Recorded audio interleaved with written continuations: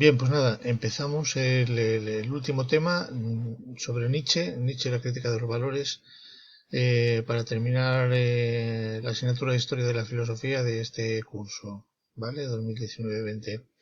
Entonces, vamos a ver un momento los aspectos más generales de la obra de Nietzsche, que es un filósofo alemán del siglo XIX que vivió entre el año 1844 y el año 1900. O sea que verdaderamente, pues como veis, murió a los 56 años y a partir del año 1889 eh, eh, prácticamente pues perdió la razón, estuvo ingresado en un psiquiátrico y pues su obra y su actividad filosófica digamos que termina en ese año.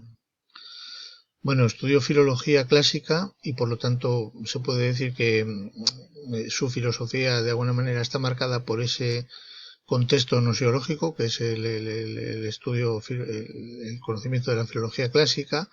De hecho, su primera obra, y además muy influyente, fue precisamente El origen de la tragedia. Y además, dice, se despierta un entusiasmo romántico por la antigüedad griega y fue un apasionado por la música de Wagner y por la música en general. De hecho, fijaros que lo que dice Thomas Mann de él, dice, Nietzsche amó la música como nadie.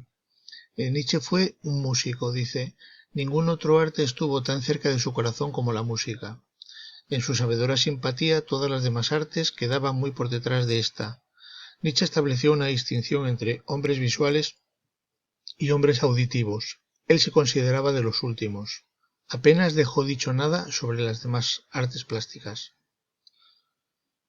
Comenzó siendo profesor universitario en Basilea, pero tenía una salud muy delicada y abandonó la docencia rápidamente, muy pronto. Y entonces dedicó su vida pues a escribir. Su obra más importante y más conocida es Así habló Zaratustra, que se publicó en 1881 y que ha dado lugar a todo tipo de, digamos, de lecturas, pero es curioso, por ejemplo, que el músico Richard Strauss dedicara una obra con este título, Así habló Zaratustra, en donde interpreta algunos de los textos de la obra de Nietzsche. ¿Veis? Un poema sinfónico se titula así y compuesto en 1896 para que veáis un poco el alcance y la influencia de esa obra de una manera tan temprana. Y esta obra, por supuesto, vosotros la conocéis porque habéis escuchado alguna vez esto, sin duda ninguna.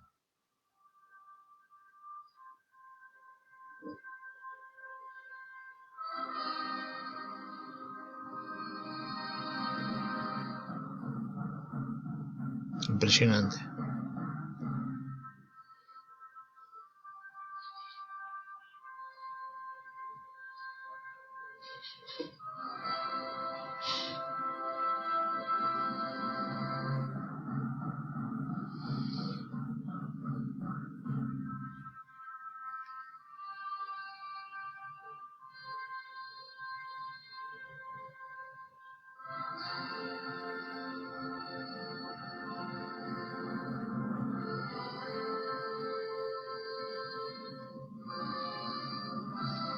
Como un amanecer, como un despertar, como un alcanzar la plenitud también.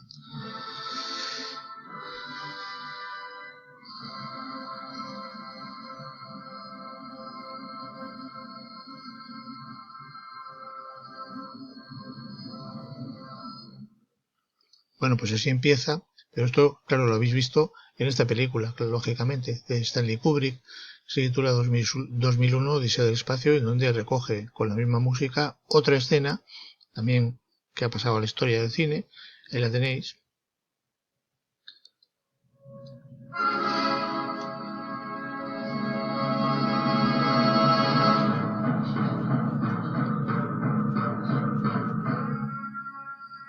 En donde se narra, pues eso, esa milagrosa transformación del hombre de ser un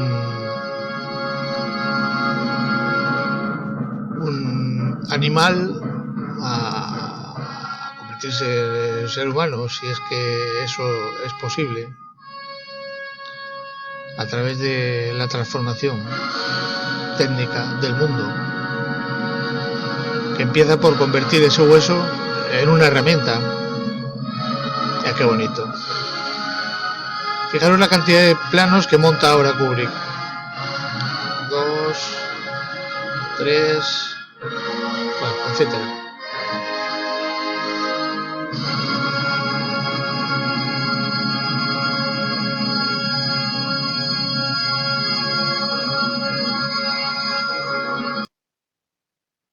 Bueno, pues ahí veis un poco el alcance de histórico-cultural que ha podido tener y que tiene esta obra. Por cierto que hay, bueno, como un detalle más, hace unos años se estrenó un pequeño corto titulado Mi amigo Nietzsche.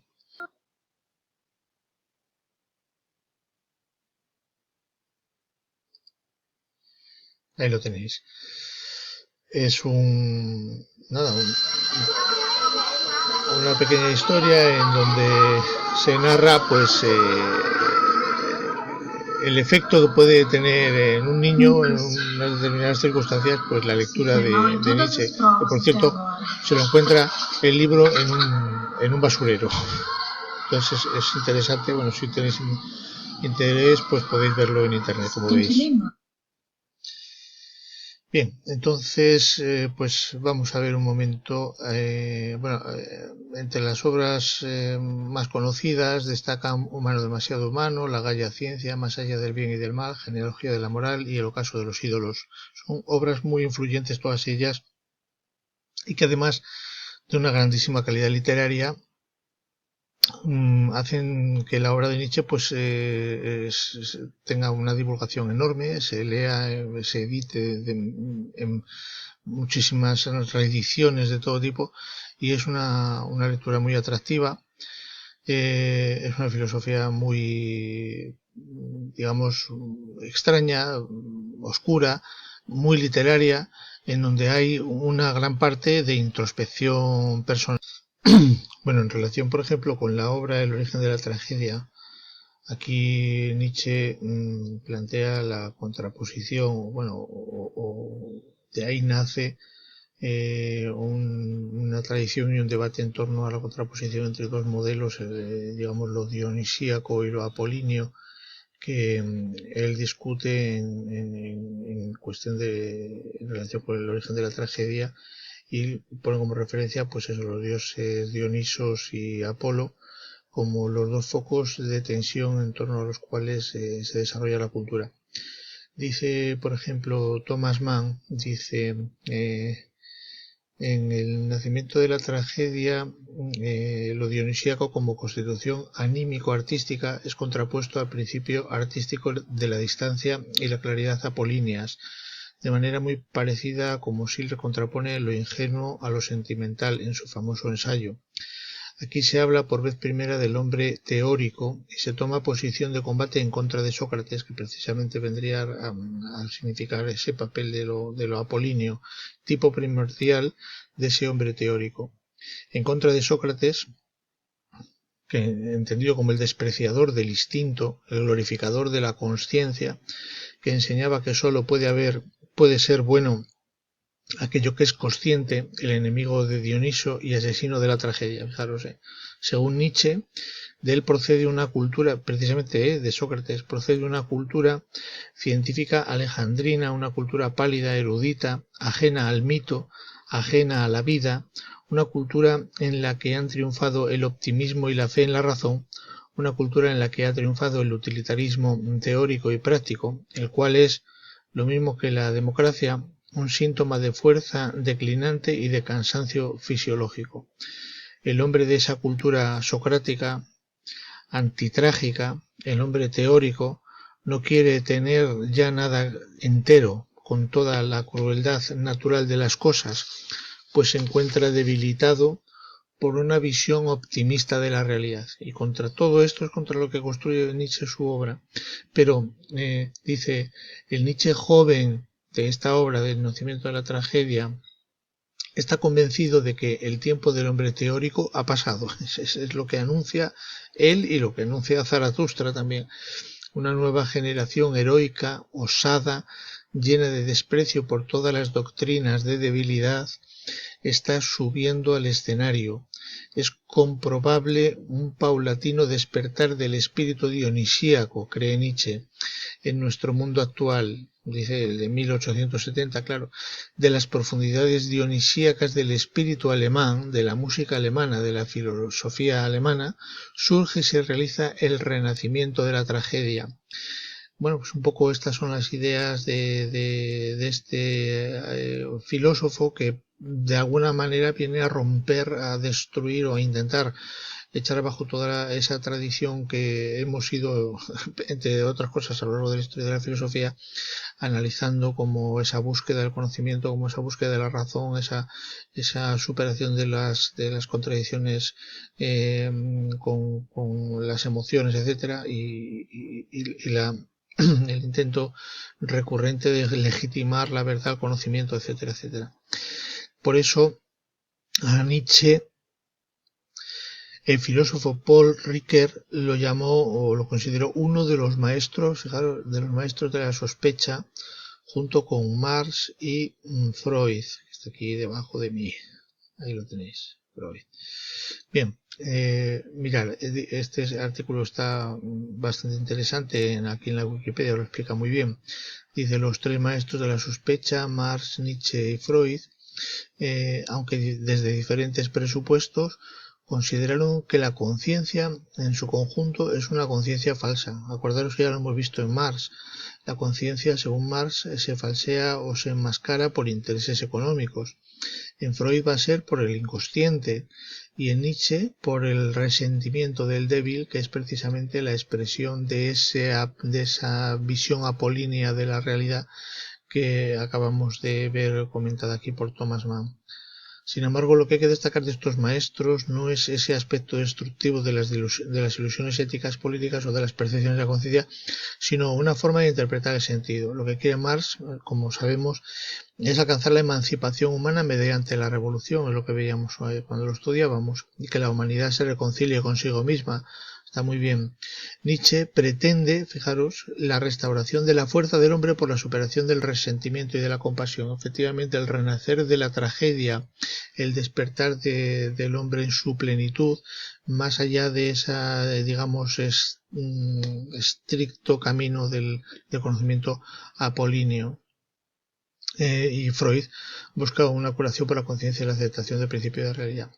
Los tres tienen en común la denuncia de las ilusiones y de la falsa percepción de la realidad, pero también la búsqueda de una utopía. Acerca de este último aspecto, Nietzsche se opone a que su filosofía sea vista como la exhortación a una utopía, porque esto para Nietzsche sería colocar el sentido de la vida en algo que está fuera de ella.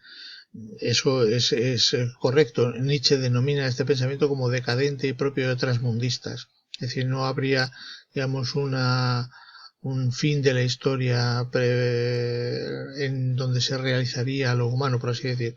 Los tres realizan una labor arqueológica de búsqueda de los principios ocultos de la actividad consciente, etc. Entonces Nietzsche, efectivamente, estaría en esa línea de los filósofos de la sospecha, en donde lo que se pone en duda es precisamente los pilares del conocimiento y la fundamentación del conocimiento que hasta entonces se había pretendido.